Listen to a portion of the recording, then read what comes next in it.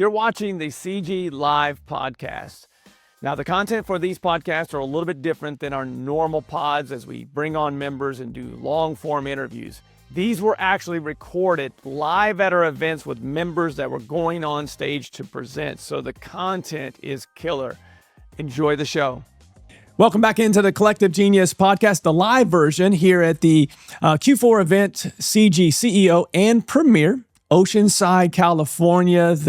The sun is actually out now, and I brought some sunshine to the podcast here. Mr. Craig Filek with Purpose Mapping. He has coached a lot of our CG members, including one of my really, really good friends, and Eric Brewer. He had nothing but great things to say about you. He's on stage later this afternoon, so we wanted to bring him in. Welcome to the show. Thank you.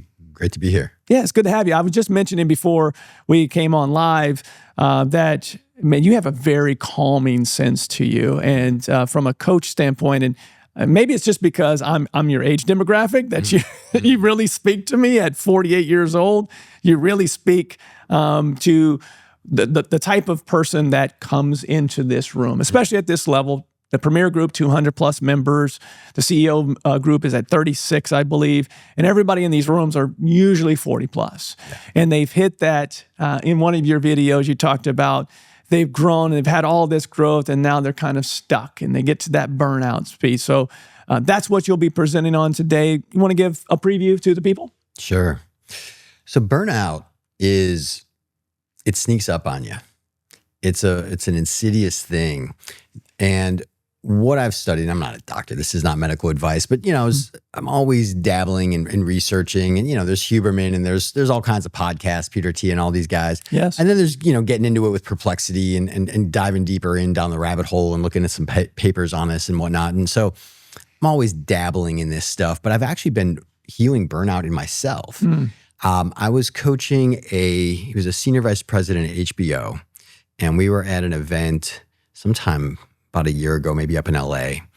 And we were walking out and he was saying, this is just, it works so well and it's so great. And he got talking about workaholism.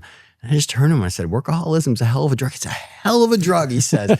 It's just one of these things that, particularly as men, I'm not saying women can't experience this, but particularly as men, it's like, okay, I got my thing, I'm going and I'm going and I'm going and I'm going. And after a while, our brains kind of get trapped in this neurological loop of, I don't know what else to do. I don't know how to power down. I don't know how to rest. I go on vacation and I'm just amped up and I can't get off my phone and I can't wait to get back to the office. And after decades, that really takes a toll. And so the cortisol in our system starts to become an addiction of its own. So it's not just the dopamine of the next deal, the next, sale, whatever. It's the cortisol and the coffee and the sugar and all the symptoms of that really creep up on us. And eventually we get to a point where we're just like, tap out. I can't keep doing this, but we don't know what else to do. Yeah. This fits the entrepreneur that is in real estate that is in our room. And I've been a part of this group for 11 years now. I've been on this side for 7. And I have watched, and I've always had this, I called it the 3 to 5 year itch. And usually that's a time frame in which you're growing your business, or if you're a professional in the W-2 space, you're climbing a ladder and you get stuck. Usually about 3 to 5 years where you want that next hit of dopamine for a promotion, or the next phase of the business. I'm going into a new market, or I'm going into a new asset class. It's very, very common in this, but you can't just, in this world at least, you can't just get rid of, and I've heard you talk about this in one of your videos, you haven't hit that magic number yet to be able to say, I'm done. I'm selling this or I'm moving on. Right. And so some of that pressure also, I'm sure, leads to burnout. Absolutely. And I think there's a couple of phases, and this is what I'll be talking about from the stage. I've identified 9 stages of achievement or entrepreneurial growth.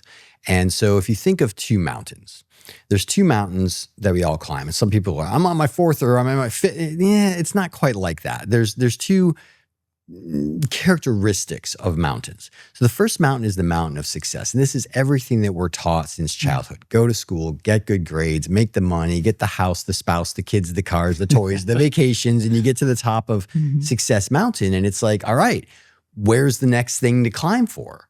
And it doesn't exist because as far as GDP is concerned and the schooling system in America, it's just produce. If you just produce until you die, we'll be happy. But we're living longer lives, right? Remember, grandpa keeled over at 62 and a half, right? And Social Security was, a blip. And now we're living to, 70, 80, 90, 100 years old. And with modern medical advances, it's going to extend further beyond that. As entrepreneurs, we tend to reach our maximal potential somewhere between 40 to 60. So when we have the most vigor, the most focus, most sort of time availability to pour into this. And if we play the game right, we'll hit the crest of this first mountain somewhere between 40 to 60. What happens at that point is typically 3, I call them midlife pitfalls. The golden hamster wheel, which you're describing with the burnout. It's like, I don't know what else to do. I'm just going to keep running. It's kind of sad, especially if there's no slowing down, if there's no systems that start to take over and do the work, if there's no team and process in place. That can look really ugly. Golfing your way to the grave, which is, okay, I've sold everything and I have no responsibilities. And it can look like I had a client who went and bought a penthouse down on the Gold Coast in Australia. He's like, or surfing your way to the grave. A lot of my clients get planes, pilot's license, instrument ratings, right? Flying your way to the grave. Just enough dopamine in the air, just enough adrenaline landing, right? We made another one, but you're not really contributing anything to the world with that, right? And the third midlife pitfall is hang gliding into a hurricane, which is Vegas in a nutshell, right? Where's my dopamine? And so the fourth road, or the fourth option, is to go down the backside of that first mountain in a stage I call dissolution. So there's a crisis at the summit. Harvard Business Review actually coined that term, wrote an article about this of now what? And we do have that, that sense of, okay, I go from grade school to high school and then 4 years later to college and 4 years later to the job market. And every 3 to 5 years, I'm looking for the next thing. I think that's maybe neurological. It's just something that we all experience. But when you get to the top of Success Mountain, you're out of roadmap. There is no roadmap beyond that. I'm a doctor, I'm a lawyer, I'm a CEO, I'm a real estate investor. But beyond that, it's what Maslow would call self-actualization. So it's a very individuated path and you have to create your own map. So it begins with dissolution down into the dark forest between the two mountains. And what I specialize in is taking people from the top of the first mountain through the dark forest into the cave, reclaiming their authenticity that they lost in childhood when it was be a good producer, be a good citizen. Sure. We lose a part of our authenticity, but that doesn't go away. We can excavate it, bring it back, and then I bring them to the trailhead of their second mountain. And then guys like Eric and some other members of CG continue coaching with me for years to, just to have that support to climb the second mountain, which is really fulfillment and ultimately legacy, which is, think of like Michael Jordan when he just couldn't play another basketball game and play it at the level, right? It's like there's a decline. There's a point at which you're not going to be able to make more of an impact or leave more of a legacy. And after that, the ninth stage is the same for all of us. It's decline and death. So I like to think of that in midlife because you're not going to rally and leave your legacy in your 80s, right? Sure. You got to start that in your 40s or 50s, and that's a whole other mountain. Unless you're Colonel Sanders, didn't he do it in his 60s? Colonel Sanders is an interesting story, isn't he? He did it in his 60s. But the recipe, and they actually, I was doing some research on like Nobel Prize winning scientists. Okay. The quantum physicists and all these guys, they may win the prize later in life in their 40s and 50s, but it was always for research that they were doing in their 20s. Okay. So Colonel Sanders came up with that recipe much younger. And then, you just got to keep climbing that hill. Right. And eventually you reach the top where the legacy kind of caps out. And then you've got to have a succession plan.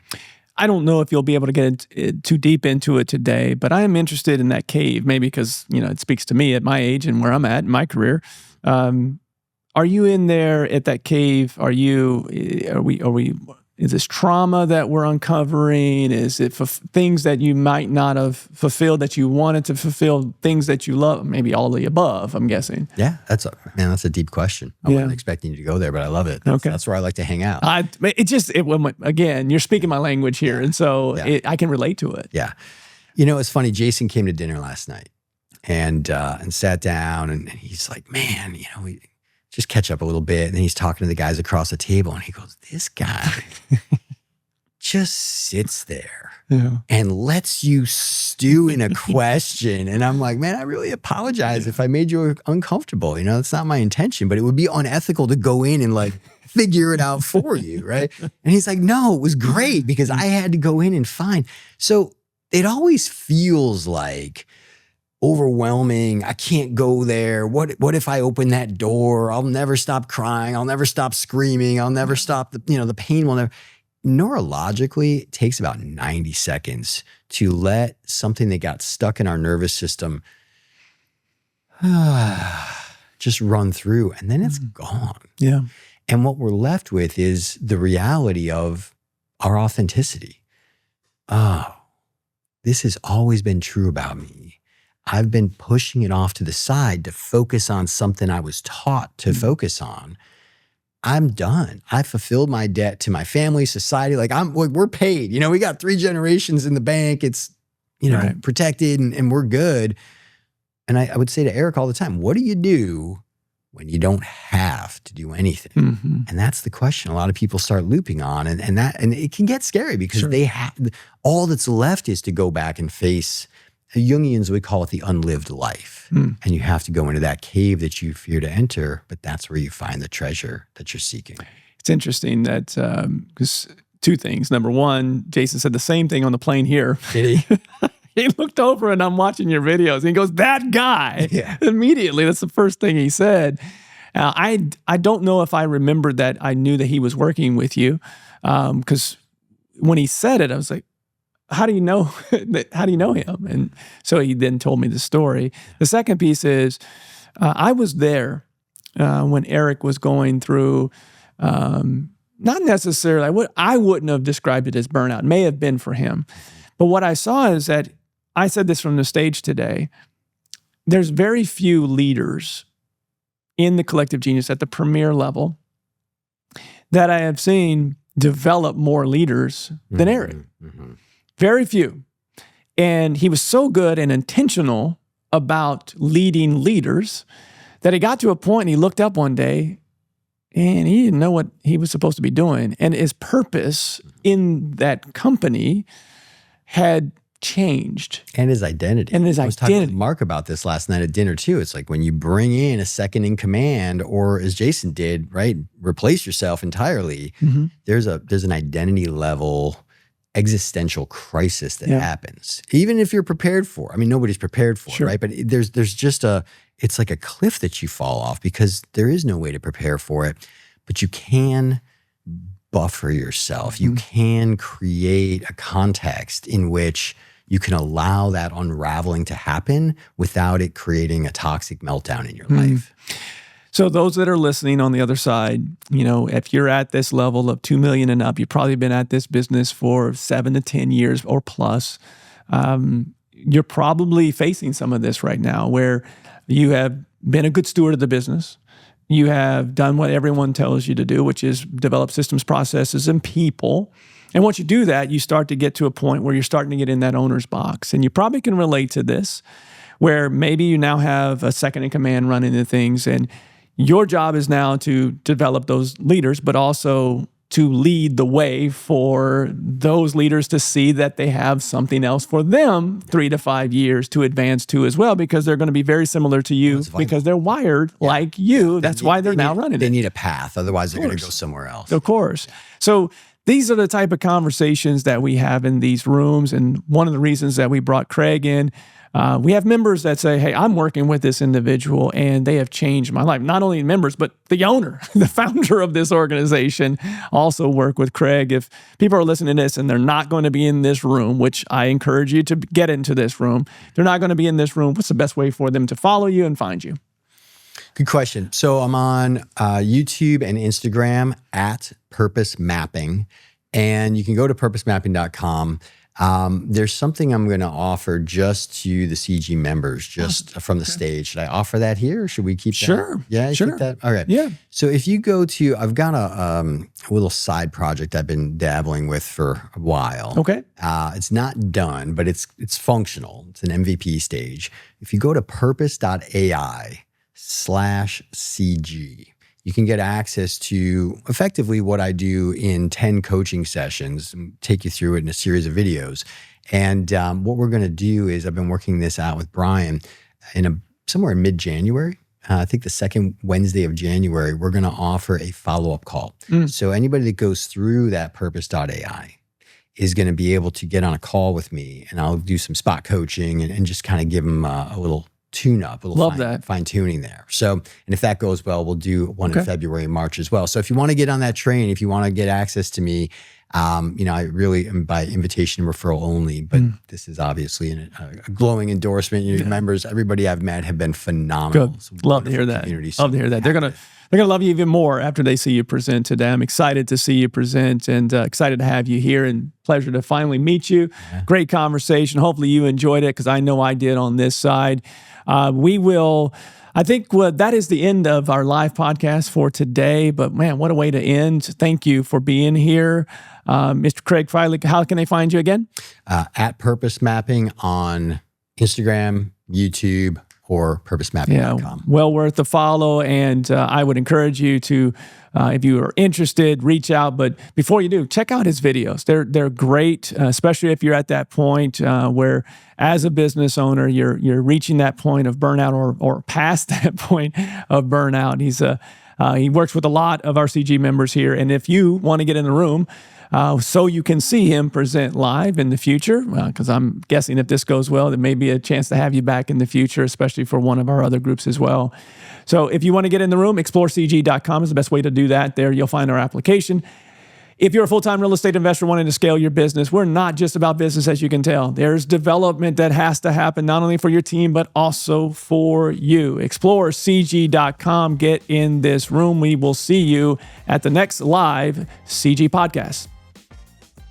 Are you ready to scale your real estate business? Visit thecollectivegenius.com, where real estate investors come to scale. Subscribe to the Collective Genius podcast and hit the bell icon to be notified when our next episode releases. And thanks for listening.